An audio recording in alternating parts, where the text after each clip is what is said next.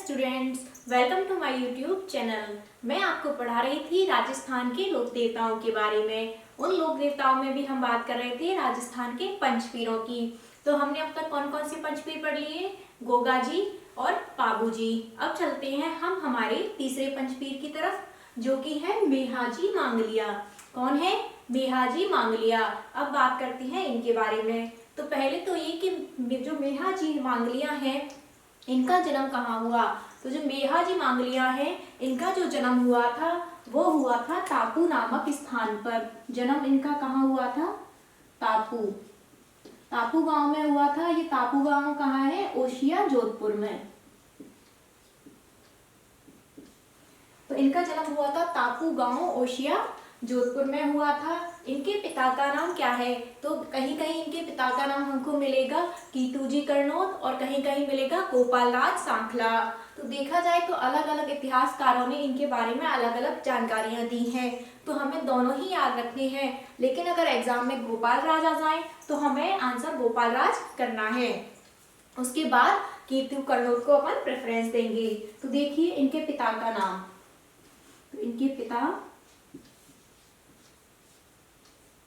या तो कीतू करनोत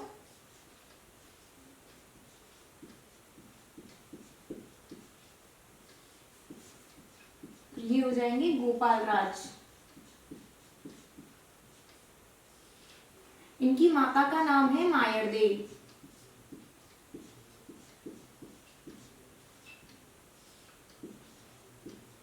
माता का नाम है इनका मायरदे। तो इनका जन्म स्थान कहाँ है? तापू गांव, जो कि ओशिया तहसील जोधपुर में है। पिता का नाम गोपाल राज या कीतू करनोत, माता का नाम मायरदे। ऐसा कहा जाता है कि जो इनके पिता थे गोपाल राज, इनकी इनके भाई के साथ बिल्कुल भी नहीं बनती थी। तो इनके बड़े भाई थे गोपाल राज जी के उदा ने अपने भाई गोपाल राज की हत्या कर दी थी। जब उनकी हत्या कर दी थी तो मायरदे जो थी वो गर्भवती थी। मायरदे गर्भवती थी तो उनके ससुराल में कोई भी पक्ष लेने वाला नहीं था। पति उनके मर गए थे तो वो अपने मायके चली गई। तो इनका ननिहाल कहाँ था? तो इनका जो ननिहाल था मेहाजी का या मायरदे का जो वो था मायका था मंडौर जोधपुर में।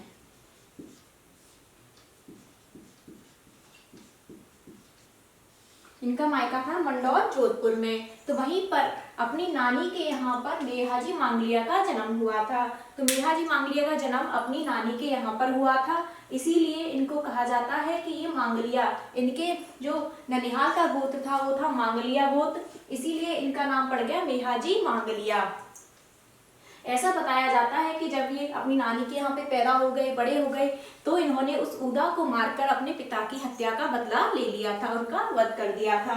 उनका वध करने के बाद इन्होंने अपने पिताजी की जो अस्थियां हैं वो बहाने के लिए जा रहे थे पुष्कर। जब ये पुष्कर जा रहे थे तो वहां पर इनको रास्ते में एक लड़की मिली जिसको इन्होंने अपनी धर्म बहन बना लिया। वो कौन थी? तो किसको इन्होंने अपनी धर्म बहन बनाया था? पाना गुजरी। इनकी धर्म बहन बनी थी पाना गुजरी। तो जो मेहाजी मांगलिया है वो अपने पिता की अस्थियों को लेकर पुष्कर में बहाने जा रहे थे। तो रास्ते में उन्हें एक स्त्री मिली, पाना गुजरी नाम की स्त्री, जिनको इन्होंने अपनी धर्म बहन बना लिया था और इनको वादा किया था कि जब भी तुम्हें मेरी सहायता की आवश्यकता पड़े तब तुम मेरे पास चली आना, मैं तुम्हारी सहायता करूंगा। तो मेहाजी तो वापस आ गए जोधपुर, लेकिन काफी समय बाद ऐसा हुआ कि पुष्कर या अजमेर में बहुत भयंकर अकाल पड़ा था। जब पुष्कर में अकाल पड़ा तो जो पाना गुजरी थी इसके पास बहुत सारी गाय थी, उनके दाने पानी की व्यवस्था नहीं हो पा रही थी, चारा वगैरह नहीं मिल पा रहा था, तो इसके कारण उनकी गाय कमजोर होने लगी। तब पाना गुजरी को अपने धर्म भाई मेहाजी मांगलिया की याद आई और वो अपनी सारी गायों को लेकर कहाँ आ गई? तापू गाँव आ गई। तापू जोधपुर में आ गई मेहाजी के पास और उन्होंने कहा कि भैया हमारे यहाँ पे अकाल पड़ गया है, तो मेरी गायों के लिए मेरे पास कोई स्थान नहीं है, मैं उनको खिला पिला नहीं पा रही, तो मैं यहीं रहना चाहती हूँ। तो मेहाजी ने पाना गुजरी को उनकी गायों के साथ अपने यहाँ रख लिया। लेकिन वही बात, जब किस्मत खराब हो तो इंसान ऊंट पर भी बैठ जाए, उसको भी कुत्ता खा जाता है। तो जब ये यहाँ मेहाजी के यहाँ पहुंच गई तो मेहाजी के यहाँ पर जैसलमेर के एक शासक थे राणक देव भाटी। कहीं कहीं उनका नाम दूधा भाटी भी मिलता है और कहीं कहीं राणक देव भाटी। हालांकि आरपीएससी ने उनका नाम राणक देव भाटी ही माना है। तो जो रानक देव भाटी था,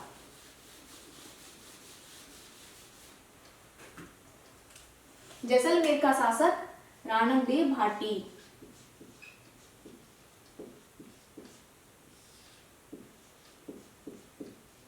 और कहीं कहीं ये दूधा भाटी नाम भी मिलता है।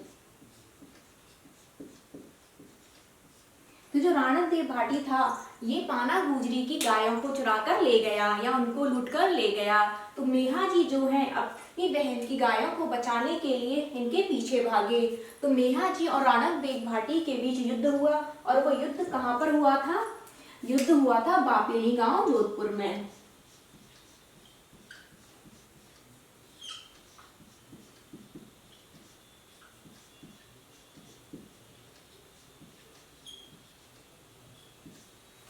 वो युद्ध हुआ था बापीड़ी गांव जोधपुर में, और रानक देव भाटी के साथ युद्ध करते हुए मेहाजी मांगलिया की मृत्यु हो गई।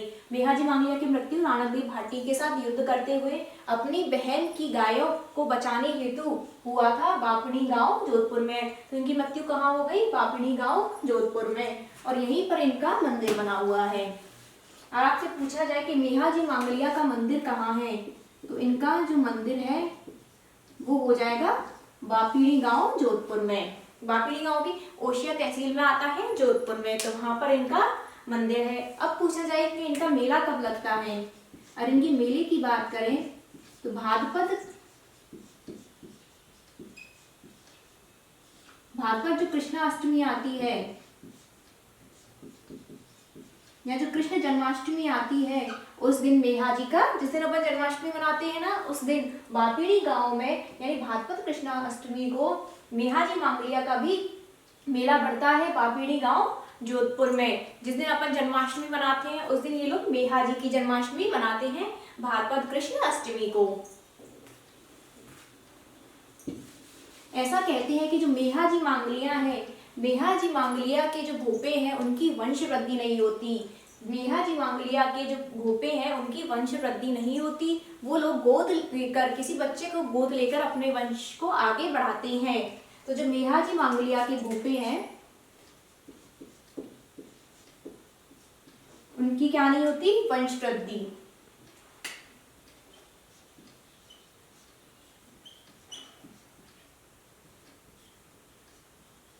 मेहाजी मांगलिया के भोपों की वंश वृद्धि नहीं होती। मेहाजी जो मांगलिया का प्रसिद्ध घोड़ा या उनका फेवरेट घोड़ा कौन है, उसका नाम क्या है? तो इनका घोड़ा है किरण काबरा। किरण काबरा घोड़े का वैसे कोई नाम नहीं है। किरण काबरे में क्या होता है, जैसे घोड़े होते हैं ना, जैसे सफेद कलर का घोड़ा है उसके ऊपर काले रंग के धब्बे, ऑरेंज रंग के धब्बे, अलग अलग कलर के धब्बे होते हैं, तो वो एक प्रजाति होती है, तो वही इनके घोड़े की थी। तो इसीलिए इनका घोड़ा कौन सा है? किरण काबरा। किरण काबरा घोड़ा है, इनके भोपों की वंश वृद्धि नहीं होती है। तो मैंने आपको मेहाजी के बारे में सारी चीजें बता दी हैं। मैं एक बार फिर से रिपीट कर देती हूँ फटाफट। मेहाजी का जन्म हुआ था तापू गांव, ओशिया तहसील, जोधपुर में। इनका मंदिर बना हुआ है बापीड़ी गांव, ओशिया तहसील, जोधपुर में। क्योंकि ये रानक देव भाटी के साथ युद्ध करते हुए, युद्ध क्यों किया था? गायों की रक्षा हेतु, अपनी बहन पाना गुजरी की गायों की रक्षा के लिए इन्होंने रानक देव भाटी से युद्ध किया था, जिसमें इनकी मृत्यु हो गई बापीड़ी गांव में। बापीड़ी गांव में ही इनका मंदिर बना हुआ है, और वहीं पर इनका मेला लगता है। भाद्रपद कृष्ण जन्माष्टमी को इनका मेला लगता है। इनके घोड़े का नाम है किरण काबरा, और मेहाजी मांगलिया के जो भोपे हैं उनकी वंश वृद्धि नहीं होती है। और मेहाजी मांगलिया को उज्जवल क्षत्रिय कहा जाता है। इनको क्या कहा जाता है? उज्जवल क्षत्रिय। जो मेहाजी मांगलिया है वो हमारे पंच पीरों में से एक है, अर्थात इनको हिंदू और मुसलमान दोनों ही पूजते हैं। तो राजस्थान की लोक देवताओं के बारे में मैंने आपको बता दिया। ये तीसरे लोक देवता हमारे कंप्लीट हो गए। अब नेक्स्ट वीडियो में हम बात करेंगे हड़बूजी सांखला की। किसकी बात करेंगे? हड़बूजी सांखला की।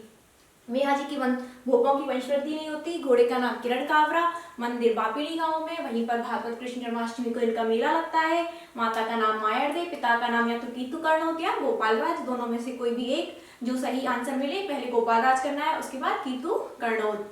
ठीक है। गांव तापू गांव में इनका जन्म हुआ था, और अपनी अपनी गायों की रक्षा के लिए, अपनी बहन पाना गुजरी की गायों की रक्षा के लिए राणा के भाटी से युद्ध किया और मृत्यु को प्राप्त हुए। तो मिलते हैं अब हमारे नेक्स्ट वीडियो में।